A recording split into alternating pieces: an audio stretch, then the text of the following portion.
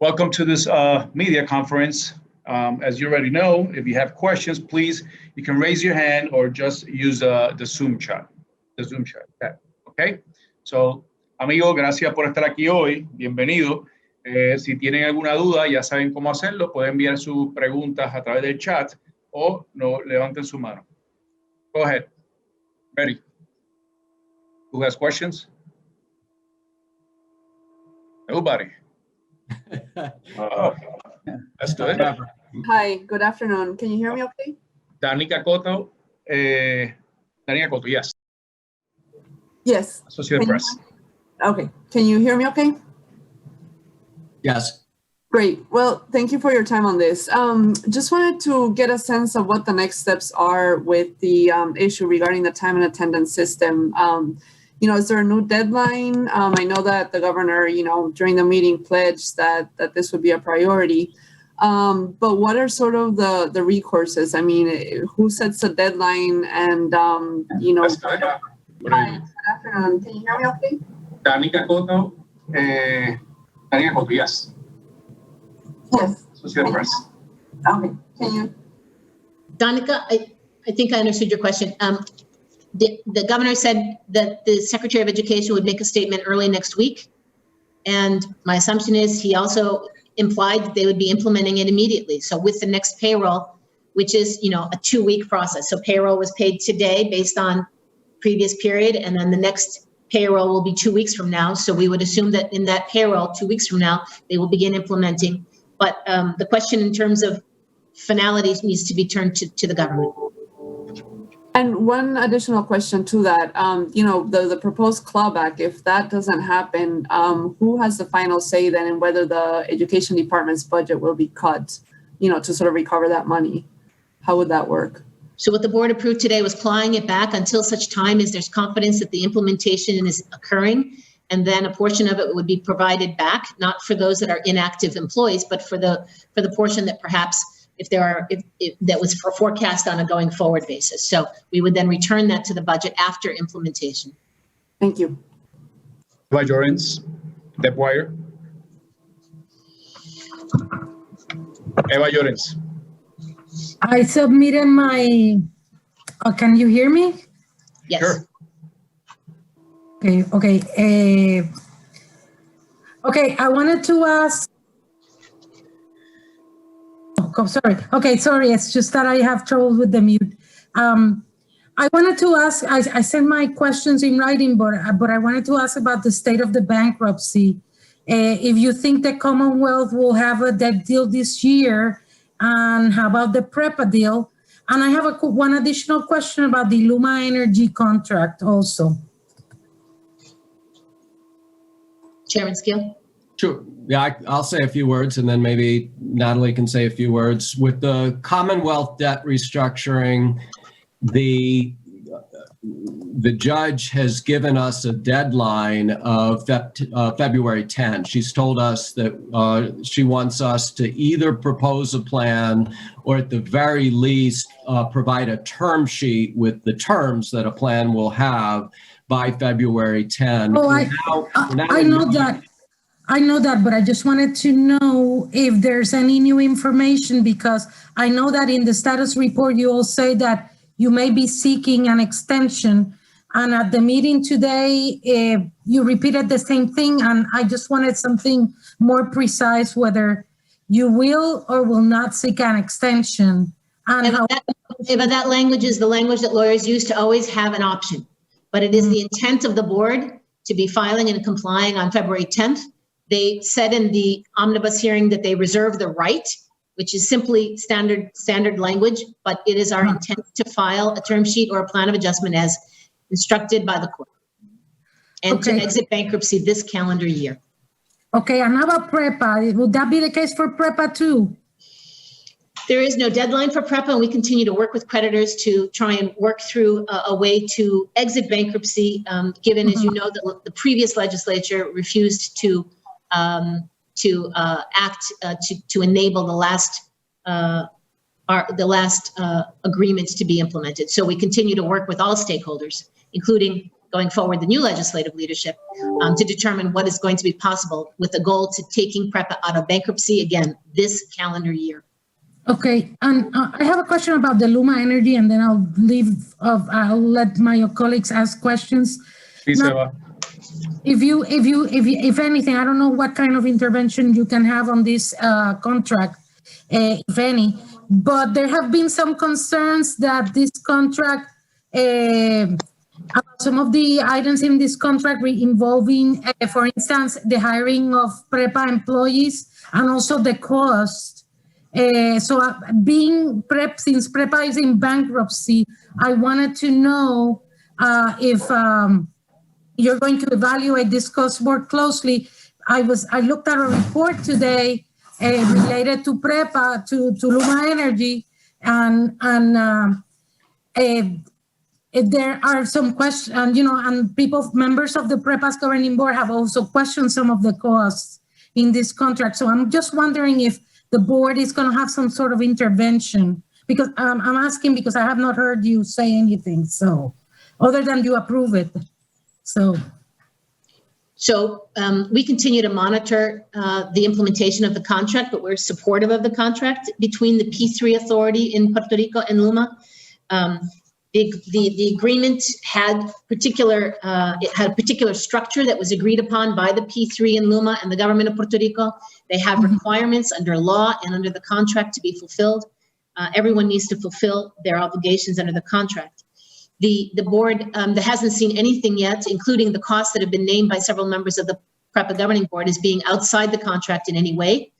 We welcome, more transparency is good. So to the extent that the legislature wishes to do investigations, we believe that, all transparency is a good thing. To the extent that the governor has established a steering committee to try and further improve coordination within the government, we support that as well. Look, all we want is for the contract to be implemented and for the people and the businesses of Puerto Rico to receive the benefit that we believe Luma will deliver under the contract under Puerto Rico law. Okay. Jose Alvarado, Caribbean Business, please. Yes, good afternoon. I want board member Antonio Medina had emphasized during the meeting the importance of Title V to expedite capital improvement programs in Puerto Rico in key projects. What is the board going to do about Title V in terms of implementing it in this case? Given that you're going to have Title V continues to be implemented fully. We have only one project in the pipeline that's been registered by a private proponent. Remember, only private sector projects can be registered under Title V. That private sector project is going through the critical projects process and being dealt with. We also are and have been recruiting for the position of revitalization coordinator. We have a couple people currently being interviewed. As you well know, it's a very difficult position to fill because of the requirements by law that they not have certain previous or current conflicts. But we have candidates that we're in the interview process with, and we continue to work to make Title V functional. Okay, so these the federal monies that we're going to get for hurricane reconstruction, what relationship can that have with Title V, for example? None. Title V cannot work with publicly funded projects. It is private sector projects. So it has to be private, completely private funded projects? Yes, and specifically in infrastructure as defined by Title V. So it doesn't work for things that are not defined as infrastructure under the law. Jose, if I may add, I look forward to work with Ms. Jaresco as well as the rest of the board and ensure that we take the most advantage out of what is available in Title V. In fact, Natalie and I have been talking for the last month or so about how can we drive the implementation of all the different elements of Title V. To me, a critical item is having the right person as quickly as possible so they can spend 100% of their time in these matters. We need to really go out and identify the multiple projects that are out there in the market. Many people talk to me, entrepreneurs, business leaders, folks that are investing, about the projects that they have and they would like to drive into the economy, and how difficult it is, how the permitting process becomes a hurdle. So my intent as a member of the board is to bring urgency to the deployment of all elements of Title V, and not just that, all the different elements of economic development. You know, as Natalie mentioned, there's a lot of projects that are driven by public funds. Those might not be Title V, but they're still critical to our economy. So do expect a very strong focus on execution. Certainly from my part and from what I've talked to my other colleagues, it's time to really start driving home these projects. I also wanted to ask one more question concerning PREPA. Last month, the board approved some contracts concerning, I think one of them was with Puma and other fuel suppliers for to supply fuel to PREPA. And last, I think September, the Puerto Rico Energy Bureau, they rejected a PREPA. PREPA had, they wanted to increase the rate of the electricity in Puerto Rico, and it was rejected because there was concerns in terms of the fuel procurement that PREPA was handling. And I think the issue came to the fore recently because the Energy Bureau approved a rate hike. And I wanted to ask if the board was following up. The Energy Bureau, they hired a stateside firm to investigate. But I wanted to ask the FOMB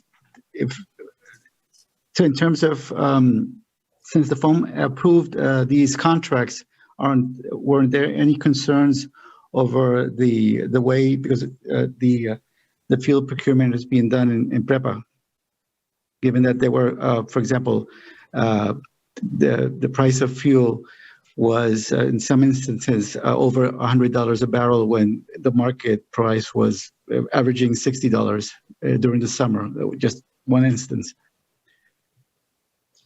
So thank you very much. The tariff setting or the rate setting is purely in the realm of the energy regulator. So we don't have a role in setting rates. It's my understanding that they're doing their job and fulfilling the role that they have. I can ask my colleague Alejandro to speak about the detail of the contract. Overall, I can just add that the board has consistently, and you can see from our documents and from our meetings, tried to work with PREPA and encourage PREPA to change its procurement practices, to announce and plan RFPs for the purchase of fuel long in advance so that it has the maximum possible market participation, to do it in transparent, competitive fashion, not to wait until it's too late and there are only one or two players who can actually fulfill the role required. That is a procurement practice that should change when LUMA is finished with its transition and takes over. And then later with GENCO is established under a new RFP in accordance with Puerto Rico law. The procurement process itself needs to be improved to get the best possible prices in a best market competition way. Alejandro, is there something you'd like to add? No, Natalie, I think you covered it. I would just reiterate that along when the board approved the Puma contract for a 1-year diesel supply, it also directed the staff to work closely with PREPA to enhance its procurement process and look at the challenges that they might face in their fuel supply logistics to see how can those challenges be overcome and therefore open the market for or attract more suppliers. So that is one area that we continue to work with them to improve. And of course, PREP is free to investigate, whatever actions they believe should be investigated. But procurement of fuel is definitely one of the key areas that we're continually focused on. Okay, thank you. Sadot Santana, Metro Newspaper. Hi to all. I just had two quick questions. The first one, Mr. Resco, just to clarify about the clawback for education. Is it going to be implemented immediately, the $30 million clawback? yes, the board made the decision to implement the clawback immediately, and then upon implementation, full implementation, to return a portion of it back to the department. Okay, thank you. The second question, just maybe Mr. Resco, your reaction, and maybe Mr. Justin Peterson that was talking about the underestimation of the island's money and the money it's receiving. Your reaction to Governor Scarlisi's declaration about the possibility of a budget being inconsistent with the fiscal plan. Do you anticipate that the board will go forward with its own budget for this fiscal year? I can't prejudge anything. We haven't seen the submission, and we will work very closely with the governor to collaborate as collegially as possible to assure that the budget is ultimately consistent with the fiscal plan. But the law requires us to ensure that the final certified budget is consistent with the fiscal plan. So our goal will be to ensure that consistency, but as collegially and collaboratively as possible. Thank you. I'm going to read a question from Alex Fernandez, Cyber News. The governor is asking for no more budget reductions on the UBR and municipalities. Also, he wants to increase the compensation of some public employees. Are you willing to give him that? Again, I think it's just too early to discuss. There's been no budget proposal, so we haven't seen how the governor might suggest paying for those changes in the budget within the boundaries of the fiscal plan. So we just need to wait and see what the suggestions are, what the proposals are, and then sit down and talk after we have them on paper about how we can ensure a consistent budget. I believe Eva has another question. Eva, are you there? I can read the question. It's Mr. Peterson brought the issue of McKinsey. Would you be will you be reevaluating that contract? We reevaluate all of our advisors' contracts at the end of every fiscal year as a norm and as just a standard practice. Also, will FOMB keep a provision in PREPA's RSA requiring PREPA to pay legal expenses for all parties to the RSA? I can't comment on any renegotiation of the RSA as it is today. We haven't renegotiated it yet. We're still trying to figure out how to implement the RSA if it is possible and how. Okay, I don't see no more questions. So last call. Joanisabel, El Nuevo Día. Joanisabel? Yes. Hello. See? Yes, go ahead. Feliz año a todos. I do have a couple of questions. The first one, I would like to better understand what specifically was amended regarding the contract review process. I didn't understand specifically what was approved on that matter. So I think, John Isabel, you asked what specifically was approved during the contract review process. Is that correct? Yes, absolutely. We're having a little bit of trouble hearing you. I'm sorry. We approved an amendment, a subsequent amendment to a contract between Core 3 and ICF for a particular amount for it to continue the work that it's doing in one area of the FEMA federal funds process. Okay. And I do have another question regarding the reforms in the public transportation system. If I'm not wrong, in your most recent report to the court, you've mentioned that you were concerned about the Public Service Commission or the Public Service Bureau and a number of special rates regarding transportation. And I don't know if these things go in tandem or not.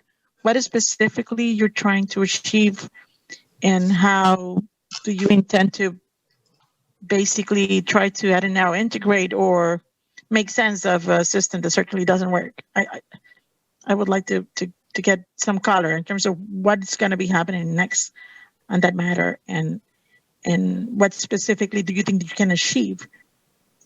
Públicos most of the time are regulated by the Comisión de Servicio Público. These are the ones, these are the rates that, according to the report, the government should have eliminated. So I'm just trying to see specifically what you're trying to accomplish on that front.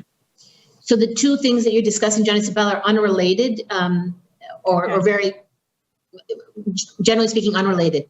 The board today took a decision to send a 205 recommendation letter under section 205A2 of PROMESA. It gives us the ability to make recommendations, in particular on the structural relationship of departments, agencies, and independent agencies within the territorial government.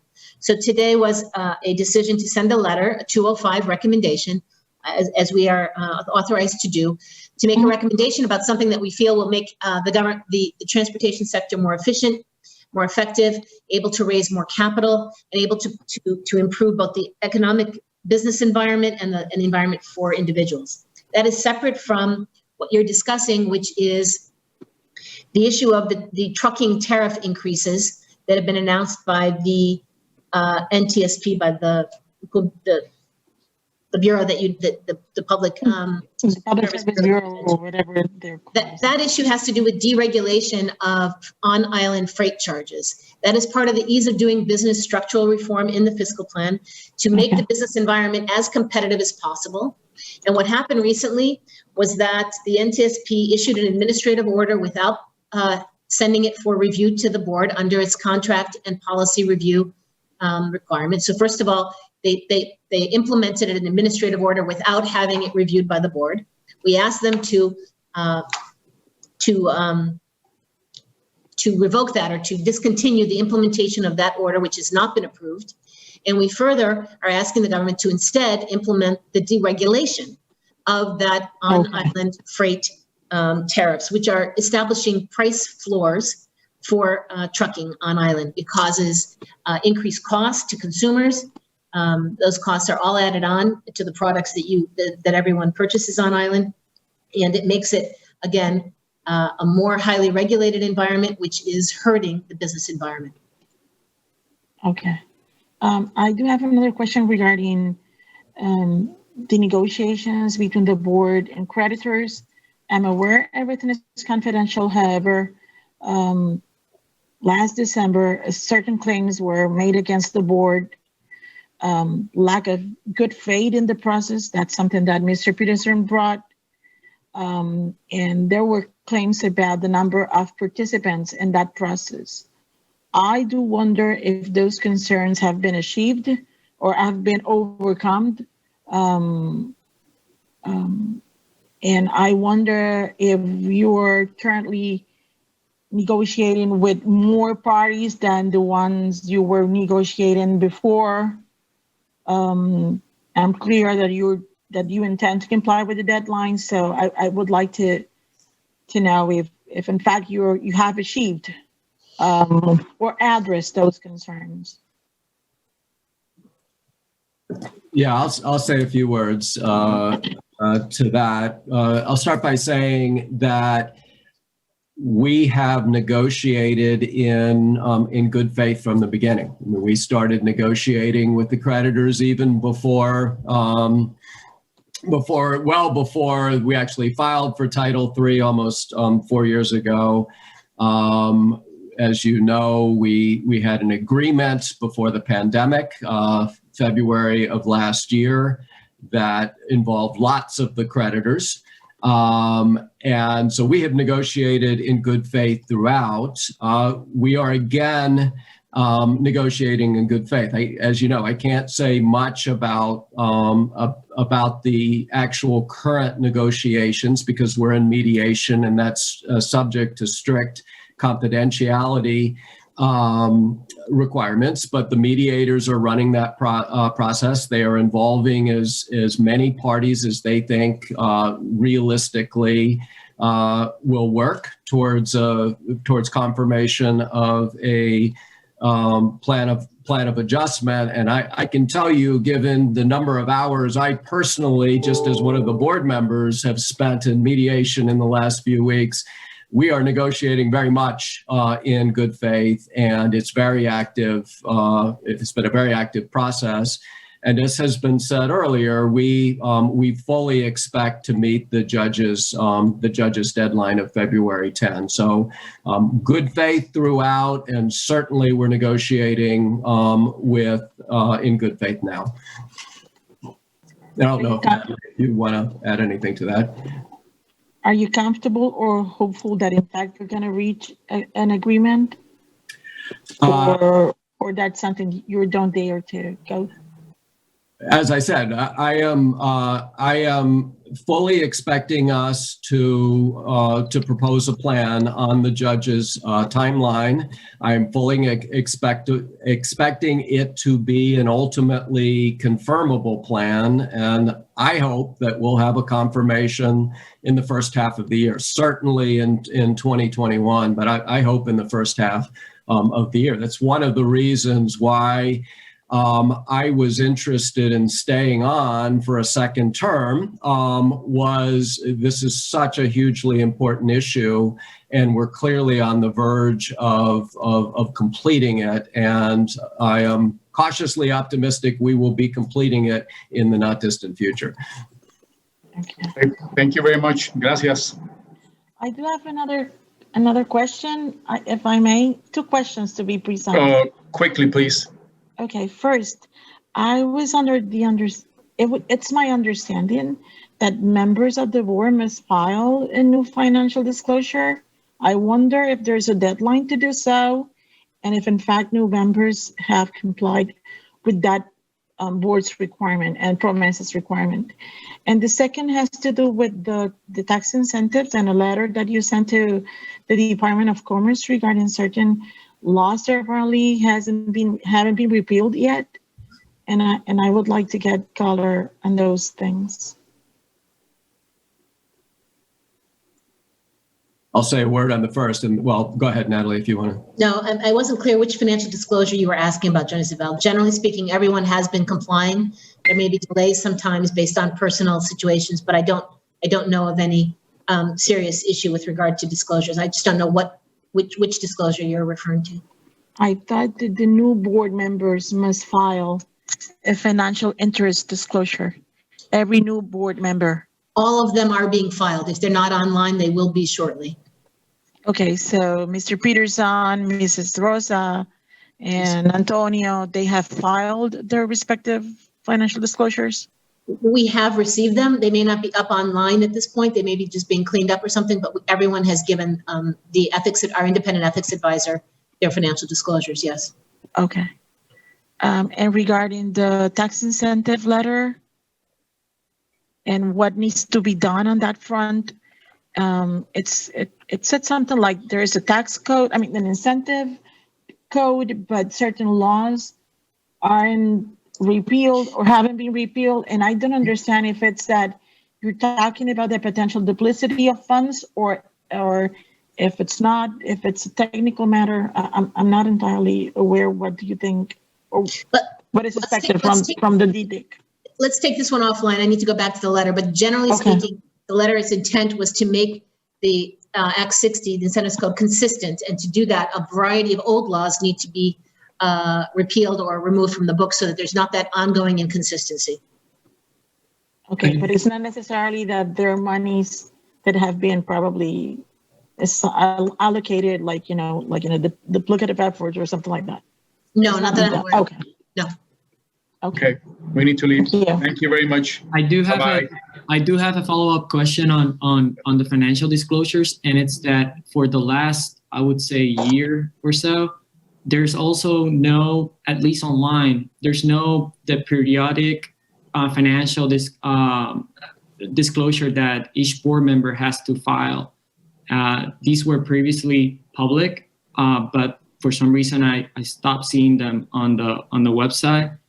I just want to know if you guys changed, for any reason, the way you guys do the periodic filing of these. No, Luis, there's been no change. They should all be there. I think there's one former board member that hasn't completed her documentation, but I don't know. We're having somebody look at the website right now. It should all be there. It's it's in the ethics page, Luis. I can, Thank you. Got you there. Thank you very much, people. Bye-bye. Thanks, everybody. Thank you.